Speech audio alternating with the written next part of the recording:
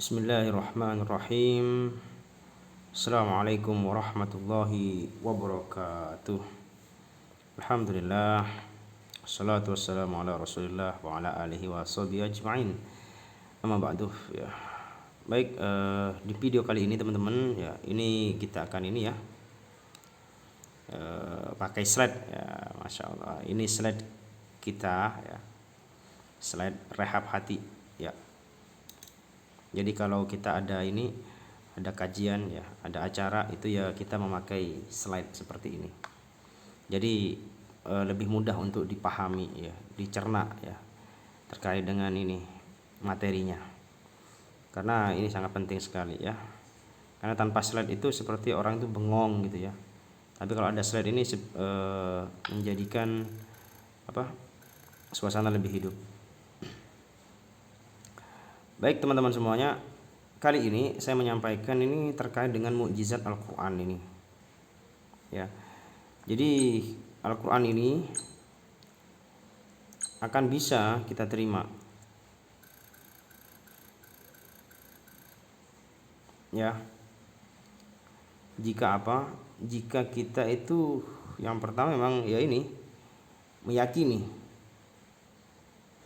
ya, meyakini Al-Quran itu sebagai syifa ya, sebagai penyembuh di situ.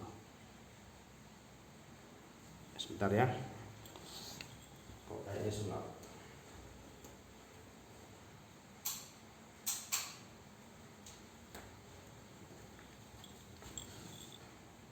Nah, ini lebih bagus nih. Ya. Jadi Al-Quran itu ya akan bisa kita dapat ya, kuncinya satu ya, kita harus yakin dulu ya, karena nanti Al-Quran ini akan dibacakan saja ya. Jadi Al-Quran ini nanti akan dibacakan saja kepada siapa? Kepada pasien di situ. Jadi kalau ditolak ya dengan dengan beberapa pemahaman yang mungkin belum tahu di situ ya, maka yang terjadi Al-Quran ini nggak jadi masuk gitu loh. Jadi yang pertama teman-teman semuanya, Al-Quran itu ya, ini kita lihat ya, ini ya kita simak, itu ada kursor saya kan ya, ganti warna tuh. Ya, ini Al-Quran itu ya kan, ketika dibacakan maka akan masuk ke telinga kita ya. Nanti orang budek lain lagi ya, orang yang nggak dengar itu lain lagi ya. Ya, nanti bahasan lain, ini kita ngomong kondisi normal. Jadi Al-Quran yang dibacakan nanti akan masuk ke telinga kita. Oke. Nanti di telinga akan direspon, akan diterima sama telinga. Nanti dari telinga akan dikirim ke otak. Lalu dari situlah, dari otak ini mengirim ke seluruh tubuh responnya. Ya. Saya ulang ya. Al-Quran yang dibacakan nanti akan diterima oleh telinga kita. Ya, nanti saraf-saraf telinga akan mengirimkannya kepada otak. Ya. Sehingga dari respon itu ya, maka tubuh akan menerima respon juga. Dari mana respon dari tubuh itu? Dari otak ya. Jadi respon otak yang dikirim kepada seluruh tubuh.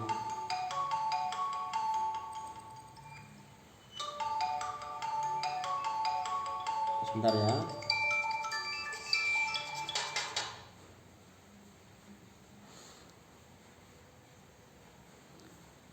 Baik, mohon maaf ya. Jadi Al-Quran yang dibacakan itu ya kan, akan bisa direspon tubuh kalau dari jalur ini ya, jalur telinga ini ya, dan jalur otak ini tidak ada hambatan ya kan. Apakah ada hambatan ya kan di telinga? Jawabannya ada. Apa itu? Misalkan orang menutup telinga, nggak mau diruqyah. ya kan? Itu juga nanti akan mempengaruhi mempengaruhi hasil. Nah, kalau di kepala ini ada nggak? Ada mental block namanya. Ketidakyakinan di situ. Ketidakyakin, masa sih diruqyah sembuh, ya kan? Masa sih gitu lah. Kanker bisa sembuh dengan ruqyah, jantung bisa sembuh dengan ruqyah. Masa sih. Jadi ada penolakan di sini, ya, di otak kita itu. Di pikiran kita itu ada penolakan gitu, mental block namanya. Ya kan? Maka dari situ juga akan menolak frekuensi yang masuk ke dalam tubuh gitu. Nah, jika ada penolakan di situ, ya, yang terjadi apa? Yang terjadi tidak akan ada respon. Apakah juga ada penolakan selain itu? Ada, misalkan ya, mengantuk. Gitu. Jika mengantuk dan tertidur, ya, maka yang terjadi apa? Tidak akan menerima suara tadi, ya kan? Kalau orang tidur kan nggak nerima suara, nggak dengar suara itu kan. Suaranya dibacakan, iya, tapi kalau dia tertidur, ya kan, atau mungkin ngantuk, maka yang terjadi suara yang masuk ke dalam telinga ini tidak sempurna, ya kan? Suara yang masuk di telinga tidak sempurna. Orang tidur kan nggak mendengarkan suara apa-apa. Bukan suaranya yang nggak dengaran, tapi memang dirinya itu yang tidur sehingga tidak mendengar suara itu tadi. Nah, di situ juga akan menjadi penolakan di situ. Nah, jadi teman-teman semuanya, kalau memang mau sembuh dengan ruqyah, maka hilangkan penghalang-penghalang di telinga yang pertama. Ya, hilangkan penghalang-penghalang juga di pikiran kita. Ya. Nah, setelah ini pun ya, dari pikiran ini juga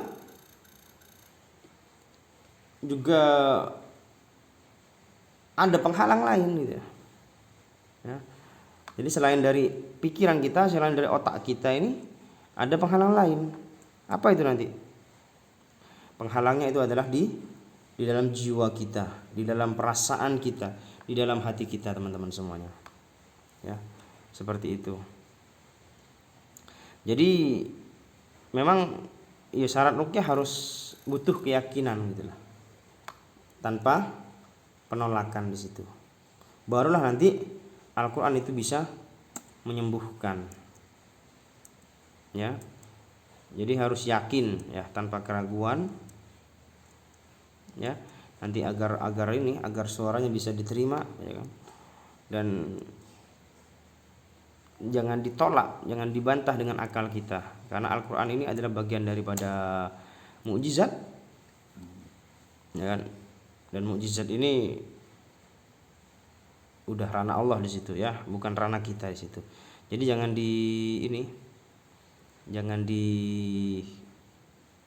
ditolak dengan akal-akal kita ya, dengan pengetahuan kita.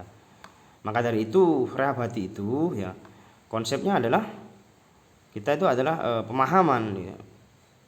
Ya, kita itu adalah pemahaman ya, memberikan kajian di situ, di mana training kita rehab hati itu 2 hari, mohon maaf ya, 2 hari. Standarnya itu adalah 2 hari. Ya kan? Untuk apa 2 hari itu? Ya untuk untuk memberikan pemahaman ya, sehingga paham, sehingga masuk kepada akalnya, dan akalnya tunduk di situ. Akalnya patuh, yakin, tanpa penolakan. Nah, seperti itu. Itu nanti hasilnya luar biasa itu. Beda dengan ketika orang itu hanya sekedar datang minta ruqyah. Nah, itu juga akan mempengaruhi juga. Ya, mempengaruhi hasil tanpa pemahaman yang disampaikan. Ya, cuma sekedar ruqyah saja, itu juga akan mempengaruhi hasil. Maka dari itu kami menyarankan kepada teman-teman semuanya, silakan mengikuti training rehab hati di situ. Untuk apa? Untuk pemahamannya biar masuk kepada akalnya, sehingga nanti akal kita itu tidak terjadi penolakan di situ. Seperti itu ya teman-teman semuanya ya, insyaallah. Karena ini penting sekali ya untuk bisa dipahami. Ya. Terkait dengan otak ini sangat penting sekali ya.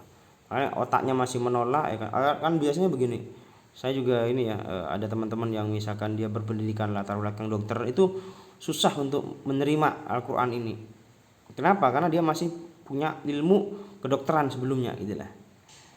Ya, seperti itu. Orang yang punya ilmu medis juga itu susah untuk menerima ini ya kan. Maka dari itu penerimaan ini harus diikuti dengan iman, ya. Yang dimana iman itu nanti akan menggerakkan semuanya. Seperti itu ya teman-teman semuanya ya. Jadi hilangkanlah keraguan-keraguan dalam pikirannya dan yakinkan dalam hatinya di situ. Seperti itu. Insya Allah Al-Quran nanti akan menjadi penyembuh untuk segala problemnya, segala keluhannya. Amin. Ya insya Allah seperti itu. Baik, ini yang bisa saya sampaikan terkait dengan Al-Quran itu enggak berpengaruh ya. Ya, moga-moga dengan disampaikan ini nanti bertambah keyakinan dan nanti Al-Quran nanti bisa kita dapat ya manfaatnya. Barakallahu fikum. Semoga bermanfaat. Jika ada pertanyaan silakan ditulis di komentar. Assalamualaikum warahmatullahi wabarakatuh.